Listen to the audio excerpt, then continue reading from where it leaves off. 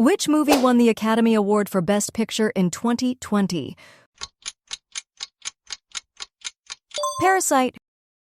Who directed the movie The Shawshank Redemption? Frank Darabont. In which movie did Leonardo DiCaprio finally win his first Oscar? The Revenant. Who played the role of Hermione Granger in the Harry Potter movies? Emma Watson. Who directed the movie Inception? Christopher Nolan. Which movie portrays the story of King George VI overcoming his stutter? The King's Speech. Who played the character Jack Dawson in the movie Titanic?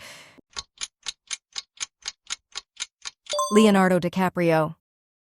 Which movie is based on a novel by Stephen King about a haunted hotel? The Shining. Please like and subscribe.